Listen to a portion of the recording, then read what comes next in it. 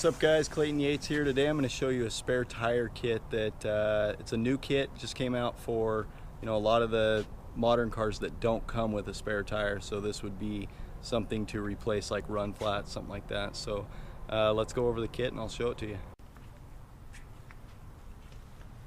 So the spare tire kit comes in this really nice bag. It's got a shoulder strap over here so you can carry it.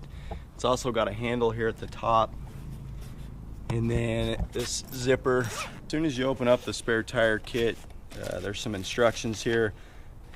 It's got some pretty cool wording here at the top, so you can tell some care was taken in putting this kit together. The wheel itself actually looks pretty good. It's got this really nice center cap here. The tire that it comes with is a tire you can actually run for some distance, so you don't have to instantly get to a repair facility. You can go up to 81 miles an hour on this tire. It's not limited by distance. You can, wear it out if you have to get somewhere. Inside of the bag you have your jack and stuff in here. Open that up. Comes with this bag, which is a very awesome idea. You can put your old wheel in there. If you've ever stuffed a wheel and a tire in your car, you know how dirty it gets the interior of your car. So that's what that's for. Put your old wheel in there, and then you can put it in the trunk, the back seat, wherever you gotta stuff it. You got this really nice jack. This jack has some pretty cool features. So whenever I first saw it, I was surprised that somebody thought out enough to do the things that a jack actually needs to make it easy to use. So this jack is exclusive to this kit. It's got a really cool jack pad right here, so that will fit right where your pinch weld is on your car, so it's not going to damage the underneath. If you've ever used a jack and you have one of those old school handles, it can be a really pain in the butt to use. This is actually a ratcheting style here. The jack itself is actually low profile, and you can see there's still plenty of clearance underneath the car. Super easy to jack up. That pad fits the pinch weld perfectly, so it's not going to crush it. It's not going to hit anything or damage anything.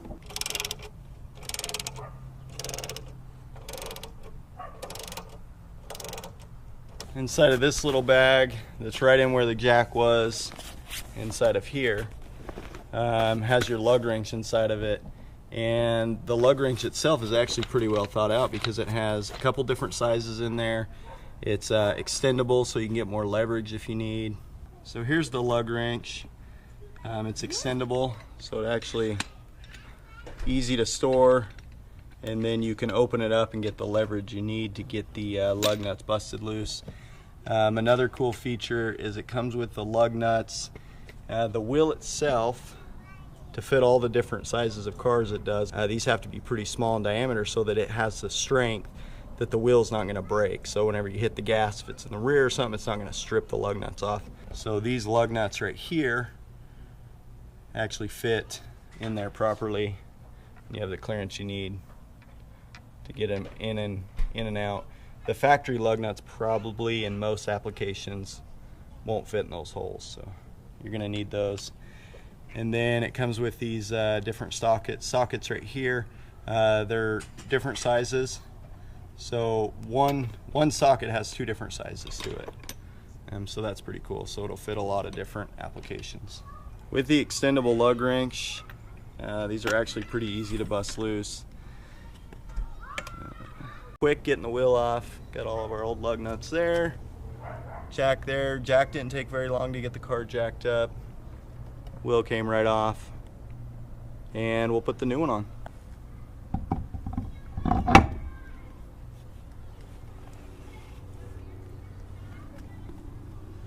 Good brake clearance. This would also clear, there's a bigger brake kit that the Camaro 16 Camaros come with. The Corvettes have some bigger brakes, and this wheel will also clear those, same with the Hellcat. So here's the lug nuts that it comes with. Fit right in there perfectly, and they're 19 millimeter. Yeah, 19 millimeter. Lug nuts fit nicely. Actually doesn't look bad on there. Here's the bag it comes with that you can put your wheel in, so that way whenever you put your tire and stuff in your car, you don't get brake dust and some of the dirt from the tire all over the interior of your car. So that's pretty awesome. Because I just wanted to see if it would fit in my trunk, and it does. Definitely put it in the bag to keep it from getting anything dirty. Yeah, it fits good back there.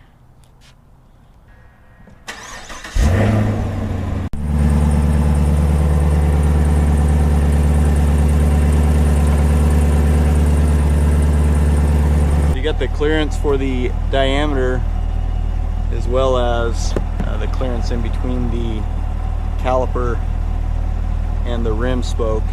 So just taking the car for a little cruise with the spare tire on, seeing if I can even tell a difference, which so far I can't. It turns the same, everything seems to be identical. Obviously I'm not going for any records out here on the street, but yeah, it feels completely normal. Rides the same as a regular tire, and there's no weird lights coming on the dash or anything like that. I'm sure with some cars that have wildly different sizes front to rear or something like that, you might need to turn like your traction control off or your active handling, something like that, so that it doesn't trip out the car thinking that the wheels are going way different speeds, kick on like an ABS light or something like that. But so far I have none of that in this car. I think the wheel size is so close that it doesn't do that. The wheel fit really well, drove down the road good, no issues whatsoever. This wheel will also fit in the rear just fine. I believe it's right at $350 plus shipping. I'd say the average shipping cost is probably 30 bucks or so. So probably one of the biggest benefits of the spare tire kit is that you're not forced to run the run flats anymore. I personally don't use the run flats. There's several reasons why. The big one for me is cost. I save $700 to $1,000 by going non-run flat tires. I went with the Firestone Firehawks. They're a decent tire for the price, but if I wanted something similar in performance and a run flat, it probably would have cost me about double. I priced it out and it just didn't make sense. So the spare tire kit is half the cost of the amount that I saved by going non-run flat. So some of the drawbacks of the run flat are, of course, the ride quality is not as great. They do have a real stiff sidewall. If you get a puncture in a run flat tire and you drive on it, any measurable distance at a really low PSI, it damages that tire. It cannot be repaired. It can't be reused. So therefore you're forced to replace it instead of repair it like you could a normal tire. I'm not saying run flats are bad. I'm not saying don't use them. I'm just saying the spare tire kit makes sense for me, and it seems to work really well. Bolts on easy, it drives nice, so I would recommend it, especially if you don't want to spend the money on the run flats.